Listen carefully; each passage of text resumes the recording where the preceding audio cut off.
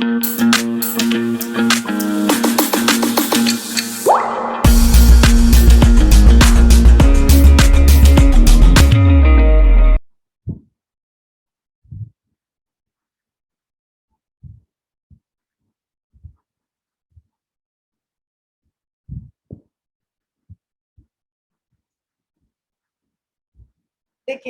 शुरुआत करते हैं।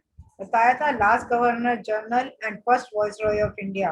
अब ये इंडिया में कितने टाइम पीरियड तक रहे थे? 1858 से 1862। Last governor general and first viceroy. और इससे पहले 1857 में हमारी क्रांति ऑलरेडी हो गई थी, यानी कि रिवोल्ट जो है 1857 का, वो ऑलरेडी हम लड़ चुके थे। यानी कि लड़ने वाली भावना, इन अंग्रेजों के अगेंस्ट स्टेप उठाने की वाली फीलिंग हमें जो है पहले ही आ गई थी। यानी कि हमारा कॉन्फिडेंस लेवल इतना बढ़ गया था कि हम जो है इनके अगेंस्ट जो है स्टेप लेने हमने शुरू करे थे। ऑल्दो हम लोग जो है हार गए थे वो रिवोल्ट, बट कहीं ना कहीं एक साहस, एक करेज दिखाया था हम इंडियंस ने इन ब्रिटिशर्स के अगेंस्ट लड़ने का। थोड़ा सा प्रीकैप करते हैं। क्वीन विक्टोरिया ने जो है एंड करा था रूल किसका? ब्रिटिश ईस्ट इंडिया कंपनी का। और जो है वो गवर्नमेंट ऑफ इंडिया एक्ट जो है 1858 लेके आई थी। इसको जो है एक और नाम से जाना जाता है। किस नाम से जाना जाता है बताया था कल? Government of India act of 1858 को एक नाम से जाना जाता है। Very Anurag Maurya video on कीजिए बेटा। Yes Anurag. Ma'am good governance act. Very good. Vijendra? Good governor act. Good governor act नहीं बेटा, एक्ट, हाँ, good governance act of good governance के नाम से जो है इसको जाना जाता था, क्योंकि इसके अंदर जो है 3 कंडीशंस जो हैं वो करी गई थी। और वो 3 कंडीशंस क्या थी? कोई बच्चा बता सकता है कि गवर्नमेंट ऑफ इंडिया एक्ट जो क्वीन विक्टोरिया ने बनाया था, तो इसके अंदर क्या शर्तें थी?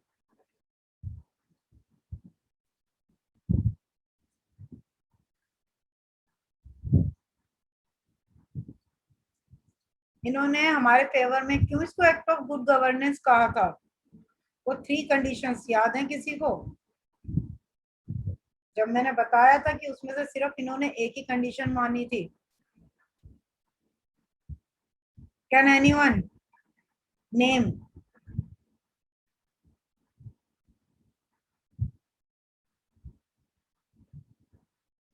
क्या कोई बता सकता है? नो। देखिए, एक बोला गया था। यस, शशिकांत। मैम विल जी बोलो बेटा। हाँ जी,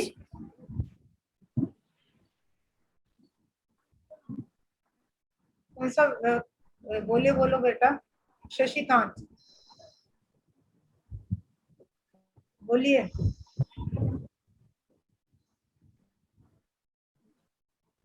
ma'am will end doctrine of lapse. Okay okay. No interference in religion. Very good State of equality will prove. Very good very good. Yes, these 3 conditions. Government of India को good governance इसलिए कहा था क्योंकि queen Victoria ने promise करा था कि withdrawal of doctrine of lapse, यानी कि डॉक्ट्रिन ऑफ लैप्स को जो है हम वापस ले लेंगे। इनके तहत जो ये जगहें हड़प रहे थे, जिनका खुद का बेटा नहीं होगा, तो हम ये चीज जो है वापस लेंगे। दूसरी कंडीशन इन्होंने रखी थी, नो रिलीजियस इंटरफेरेंस। कोई भी रिलीजियस इंटरफेरेंस जो है नहीं रहेगा। देन थर्ड इन्होंने कंडीशन रखी थी,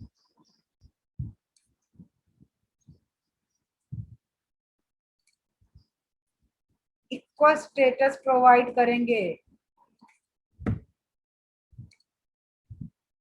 ये तीनों कंडीशंस जो है रखी गई थी, जिसके कारण इसको एक्ट ऑफ गुड गवर्नेंस कहा गया था। लेकिन इन तीनों में से सिर्फ एक कंडीशन, ये वाली कंडीशन फुलफिल करी थी, ना ये मानी थी ना ये मानी थी।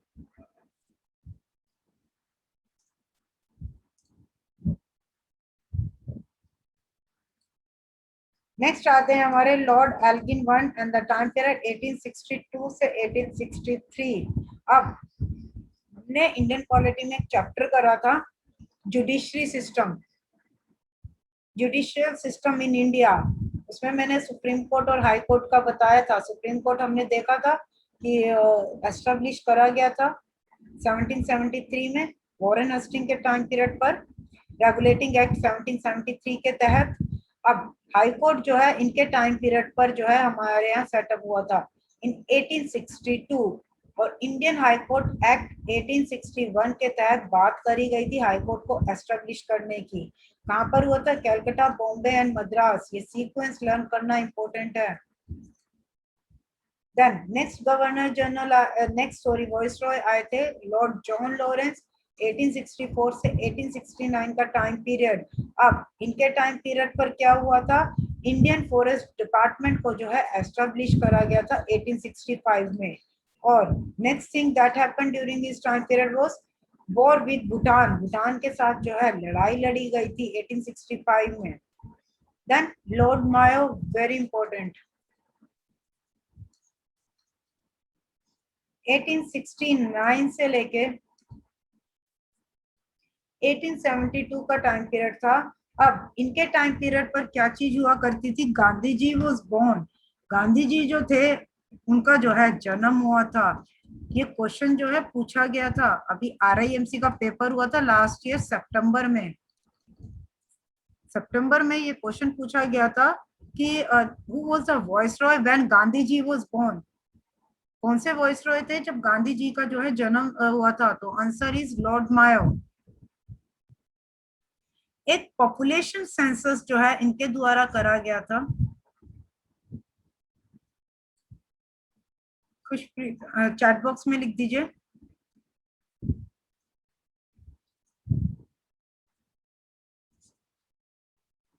एक पॉपुलेशन सेंसस इन लोगों के द्वारा करा गया था। अब मोटिव क्या था इस पॉपुलेशन सेंसस का? जनगणना जिसे हम कहते हैं, इन लोगों को ये हो गया था कि कहीं एक बार हम चेक कर लेते हैं कि इंडिया की जो तादाद है वो कितनी है, कितने इंडियंस हो गए हैं। कहीं ऐसा ना हो कि ये काफी मात्रा में जो है बढ़ जाएं और हमारे ऊपर ही अटैक कर दें। तो लॉर्ड मायो ने एक सेंसस करवाया था जहां पर ये पता लगाने के लिए कि कितने इंडियंस जो है हो गए हैं, सो दैट कि ये लोग जो है हमारे ऊपर जो है हैवी ना हो सके। जितने भी राजा महाराजा के बच्चे उस टाइम पर जो है पढ़ा करते थे, तो उन राजाओं ने जो है एक अर्ज लगाई इनसे, लॉर्ड मायो से। उन्हें कहा गया कि हम चाहते हैं कि एक अच्छे जो है कॉलेजेस जो है बने, स्कूल बने, जहाँ पर कि हमारे बच्चे जो है अच्छी एजुकेशन को जो है ग्रैब कर सकें। तो उसके लिए मायो ने क्या करा था? मायो कॉलेज बनाया था अजमेर में, राजकोट कॉलेज इन कठियावाड़ गुजरात। ये दो जगहों पर जो है फॉर किंग्स चिल्ड्रन, इनके लिए जो है कॉलेजेस जो है एस्टेब्लिश जो है करे गए थे। Another important question, a convict Sher Afridi in the Andamans assassinated Mayo। assassinated होता है हत्या कर देना। सिमरन वीडियो ऑन कीजिए, सिमरन कौर बेटा वीडियो ऑन कीजिए। ब्रह्मजोत, सुजीत सिंह, योगेश, सूर्यांश, ये वीडियोस क्यों ऑफ करके बैठे हो? अभिजीत, पुलकित, Himanshu Yadav,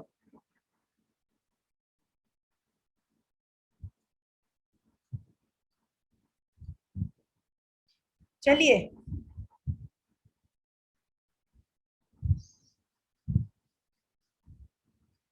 a convict Sher Afridi in the Andamans assassinated Mayo. The only Viceroy was killed during his tenure। अब एक अपराधी जो है जेल से छूट के भाग रहा था, उसका नाम था शेर अफरीदी। उसको रास्ते में जो है लॉर्ड मायो मिल गए, और लॉर्ड मायो की जो है उन्होंने जो है चाकू मार के जो है हत्या कर दी थी। तो ऐसे कौन से, अब क्वेश्चन क्या इंपॉर्टेंट बन जाता है हम लोगों के लिए? कौन से वॉइस रॉय थे जो अपने ही टाइम पीरियड में जो है जिनकी जो है डेथ हो गई थी? तो आंसर आ जाएगा lord Mayo. He was killed during his tenure, अपने समयकाल के दौरान जो है उनकी जो है हत्या जो है कर दी गई थी। अब इनके टाइम पीरियड पर एक चीज और हुई थी, गांधी जी बोर्न, देन ये कॉलेजेस बनाए गए, देन हत्या हुई, इनकी हत्या करी गई एक शेर अफरीदी नाम के अपराधी के द्वारा। देन एक स्टेट रेलवेज के सिस्टम की जो है बिगिनिंग करी गई, स्टार्टिंग करी गई, क्योंकि इनको ये था कि हमें कोई हिला नहीं सकता, तो डेवलपमेंट वाला प्रोसेस जो है वो पैरेलल ही चल रहा था। Another thing in lord Mayo के टाइम पीरियड पे establishment of organisation for statistical survey of India, ये ऑर्गेनाइजेशन आज भी हमारे देश में एग्जिस्ट करती है। गवर्नमेंट जो होती है, ये स्टैटिस्टिकल सर्वे जो भी जितने भी सर्वेस निकाले जाते हैं वो इन्हीं के द्वारा निकाले जाते हैं, गवर्नमेंट जो होती है, और आज भी जो है हमारे देश में ये डिपार्टमेंट रन कर रहा है। हाँ जी, लॉर्ड मायो के टाइम पीरियड के दौरान जो है गांधी जी का जो है जन्म हुआ था।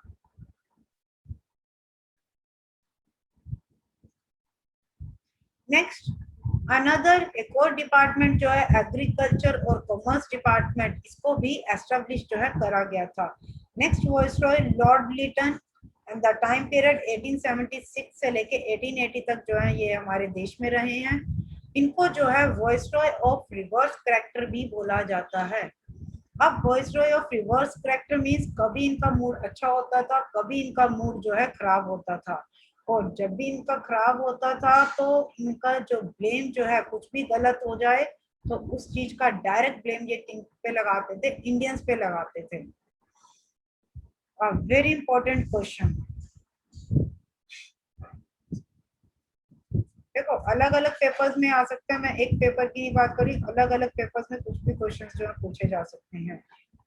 Queen Victoria visited India in 1877, इनके कार्यकाल, क्वेश्चन इस तरीके से आ सकता है कि किनके टाइम पीरियड पर, who was the viceroy when Queen Victoria visited India? Answer आ जाएगा लॉर्ड लिटन। लॉर्ड लिटन के टाइम पीरियड पर जो है जो क्वीन विक्टोरिया जो है उन्होंने जो है इंडिया में जो है विजिट करा था। अब इनके लिए क्या करा गया था? क्वीन विक्टोरिया के लिए वो यहाँ पर आई थी इंडिया, पता है कि एक लंदन की क्वीन है वो हमारे यहाँ पर आ रही हैं, तो एक अरेंजमेंट्स करे जाते हैं, तो इन द सेम वे इनके लिए भी एक अरेंजमेंट्स करे गए थे। एक दिल्ली दरबार जो है वो सेटअप करा गया था, बनाया गया था, जहाँ पर कि इनको एक टाइटल दिया गया था known as Kaiser i Hind, queen of India का जो है टाइटल जो है इनको दिया गया था। इन्हें जो है केसर ए हिंद की उपाधि से जो है नवाजा गया था क्वीन विक्टोरिया को। देन जितना भी है ना ये इंपॉर्टेंट पॉइंट्स बनते हैं सारे, कि केसर ए हिंद टाइटल जो है वो किनको दिया गया था? क्वीन विक्टोरिया को दिया गया था। किनके टाइम पीरियड पर दिया गया था? लॉर्ड लिटन के टाइम पीरियड पर दिया गया था। Then Vernacular Press Act was passed in 1878. Vernacular press act आप लोगों को मैंने बताया था गवर्नर जनरल में, जहाँ पर की रिस्ट्रिक्शंस जो है हटाई गई थी इन पर से वर्नाकुलर। तो what is vernacular press act? जल्दी बताइए कि वर्नाकुलर प्रेस एक्ट क्या होता है? Hand raise.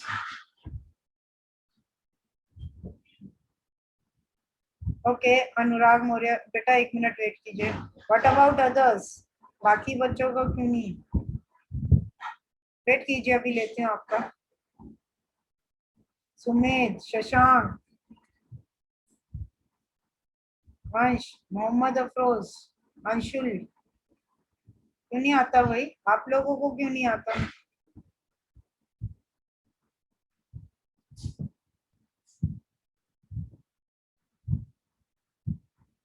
वीडियोस ऑन कीजिए। ब्रह्मज्योत, पहले आपका इतना अच्छा रिस्पॉन्स हुआ करता था, इतना एक्टिव रहते थे, अब क्या हो गया है? ब्रह्मज्योत,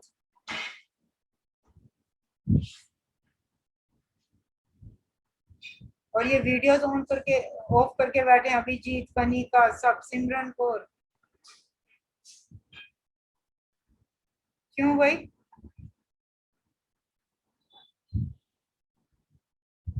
हिमांशु यादव, पुलकित,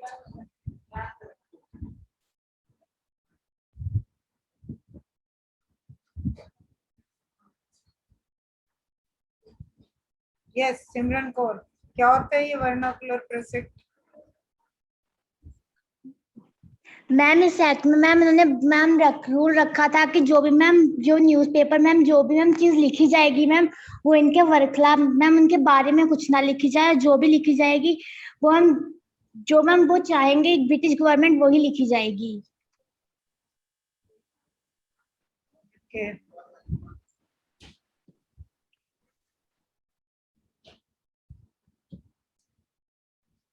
अनुराग मौर्य, हैंड डाउन।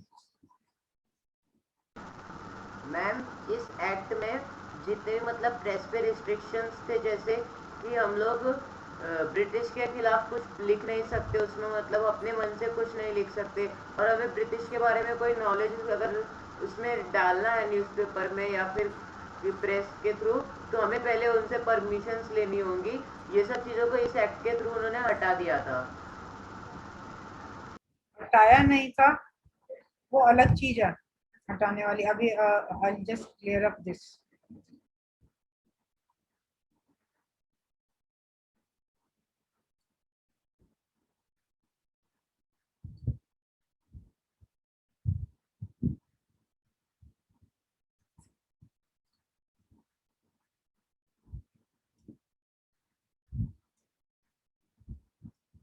वो तो चार्ल्स मैककेफे के द्वारा जो रिस्ट्रिक्शंस थी वो हटाई गई थी। लेकिन अगर लेकिन हमें पता होना चाहिए कि वर्नाकुलर प्रेस एक्ट क्या था।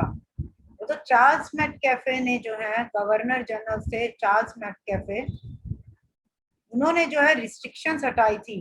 बट यहाँ पर बात हो रही कि वर्नाकुलर प्रेस एक्ट क्या होता है। वर्नाकुलर प्रेस एक्ट ये था कि सबसे पहले आप जिस भी लैंग्वेज में आप न्यूज़पेपर जो है प्रिंट कर रहे हो, we don't have any issue, we don't have any problem, आप अपनी लैंग्वेज में न्यूज़पेपर जो है प्रिंट करवा सकते हो। दूसरा ये था, इसकी फर्स्ट कॉपी जो है आप हमें दिखाओगे। तीसरा ये था कि ब्रिटिशर्स के अगेंस्ट कुछ भी नहीं होना चाहिए इस न्यूज़पेपर में। अगर ऐसा कुछ मिला तो उसका लाइसेंस जो है वो कैंसिल कर दिया जाएगा। सबसे पहले हमें ये पता होना चाहिए कि ये है हमारा वर्नाकुलर प्रेस एक्ट। अब ये जितनी भी रिस्ट्रिक्शंस थी वो किसके द्वारा हटाई गई थी? चार्ल्स मैककेफे के द्वारा, ना कि वर्नाकुलर प्रेस एक्ट में रिस्ट्रिक्शंस हटाई गई थी। वर्नाकुलर प्रेस एक्ट तो ये था कि इसमें जो है आप जिस भी न्यूज़पेपर जिस भी लैंग्वेज में छापना चाहते हो, वी हैव नो इश्यूज। इसकी पहली कॉपी जो है आप हमें दिखाओगे। वो पहली कॉपी दिखाने का मकसद ही यही था कि हम देख सकें जो है इन्होंने न्यूज में क्या छापा है।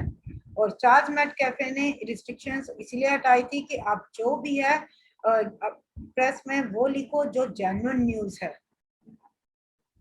दोनों में डिफरेंस है।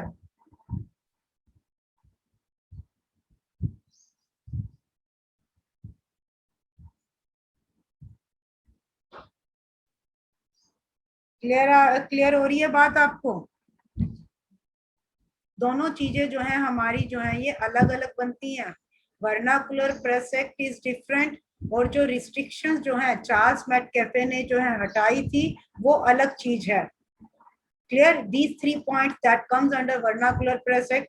एक आपने याद रखना है लैंग्वेज वाला पॉइंट, एक आपने याद रखना है फर्स्ट कॉपी, एक आपने याद रखना है कि उन्होंने बोला था कि ब्रिटिशर्स के अगेंस्ट जो है कुछ भी जो है आप नहीं प्रिंट कर सकते हो।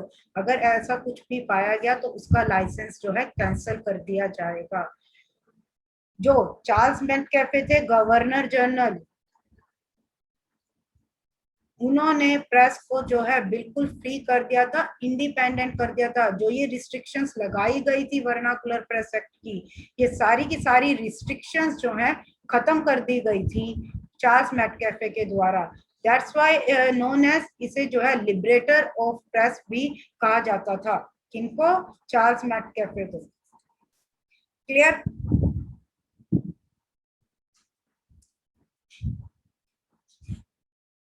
नेक्स्ट आता है आर्म्स एक्ट वाज पास्ड 1878 1878 में जो आर्म्स एक्ट होता है, ये क्या होता है कि अगर आपको कोई भी पिस्टल, कोई भी गन रखनी है तो उसके लिए आपके पास लाइसेंस होना जरूरी है। किसी भी इंडियन को अगर गन वगैरह रखनी है, कुछ भी रखना है, तो लाइसेंस जो है होना जरूरी है।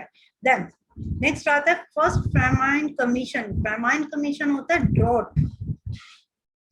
अब ये ड्रॉट क्या होता है? सूखा पड़ना, अकाल पड़ना। उस टाइम पर जो है एक फेमिन कमीशन को जो है एस्टेब्लिश करा गया था, सो दैट कि जो भी अकाल पड़ा हुआ था देश में, उससे जो है निपटा जा सके। इम्पोर्टेंट चीज, अब इन लोगों को प्रॉब्लम क्या हुई हम लोगों से, इन ब्रिटिशर्स को, कि ये लोग तो 1 by 1 सिविल सर्विसेज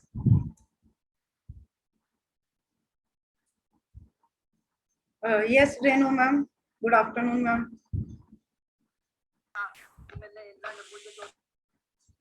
हाँ जी मैम।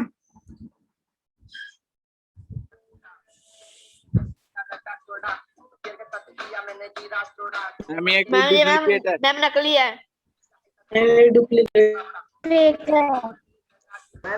मैं ये बच्चा मैम मैम के नेम से आता है और गाने बजाता है। मैम कई बार मैम विनय सर के नाम से आता है और प्रिंसिपल मैम के नाम से। ओके, ये हर क्लास में मेरे पास तो पहली बार आया है। मैम हमारी मैम यस मैम, हिंदी और इंग्लिश के लेक्चर में आता है। इंग्लिश की क्लास में आता है? मैम यस मैम, इंग्लिश की क्लास में बहुत ज्यादा आता है और मैम क्लास में बोर्ड खराब कर देता है सारा, स्क्रीन सारा स्क्रीन बोर्ड खराब करता है ये इंग्लिश की क्लास में आके। इंग्लिश कौन ले रहा है आपकी? कौन ले रहा है English? Shweta ma'am. Shweta ma'am. तो श्वेता मैम की क्लास में कैसे ये बोर्ड खराब कर सकता है ये बच्चा? वो तो इतने एक्सपीरियंस्ड हैं। मैम ये प्रिंसिपल मैम के नाम कहता है, मैम ज्वाइन कर देते हैं, मैम एडमिन कर देते हैं, मैम को लगता है मैम अपना नेम चेंज कर रहा है। हाँ, आई कैन सी। तो आप लोगों ने, बट ऐसा बेटा, अब जब आप लोगों को पता है, हमें नहीं पता, ठीक है, अभी ये हमें तो ये लगा कि चलो ठीक है प्रिंसिपल मैम ऐड ऑन होते हैं, और वो जेन्युइनली ऐड ऑन होते हैं, ठीक है मैम। पर मैम ये रैप जाता है मैम, ये सॉन्ग जाता है। तो आप लोगों ने किसी ने भी इन्फॉर्म नहीं करा? ऐसा क्यों? मैम किया मैम, श्वेता मैम ने किया है मैम आगे। हम आपको इन्फॉर्म कर रहे हैं। Okay, I will just talk regarding this. अब मुझे तो लगा कि सच में रेनू मैम ऐड ऑन हो गए, जनरली वो होते नहीं है क्लासेस में। मैं खुद हैरान, मैंने कहा शायद हो सकता है बाय चांस। मैं क्या मैम, आपको लगा होगा एनसीईआरटी के बारे में बात करनी होगी, या फिर हाँ कुछ इम्पोर्टेंट इन्फॉर्मेशन उन्होंने शेयर करनी हो, तो जनरली इम्पोर्टेंट इन्फॉर्मेशन भी शेयर करनी होती है, देन आल्सो वो वैसे क्लास नहीं ज्वाइन करती हैं। मैम ये ज्यादा उषा मैम के नाम से आता है मैम, और सॉन्ग चलाता है पीछे। अच्छा, उषा मैम के यही सॉन्ग चलाता है मैम, यही सॉन्ग। अच्छा, पता है। एनी हाउ, चलिए करते हैं इसका भी कुछ। Indian civil services, Indian civil services. अब प्रॉब्लम कहाँ होगी भाई? प्रॉब्लम ये हो गई इन गोरों को, इन ब्रिटिशर्स को, कुछ भी कह लो, कि हम इंडियंस किस तरीके से इतनी जल्दी भाई पेपर क्लियर कर रहे हैं। ये तो प्रॉब्लम वाली बात हो जाएगी कि इंडियंस तो बड़े इंटेलिजेंट हैं, इनको लगा कि हम लोग ऐसी बेकार हैं, बट इन्हें ये नहीं पता था कि हम इंटेलिजेंट स्टार्टिंग से ही थे और इनसे ज्यादा हैं। प्रॉब्लम कहाँ आई? अगर ये इसी तरीके से चलता रहा,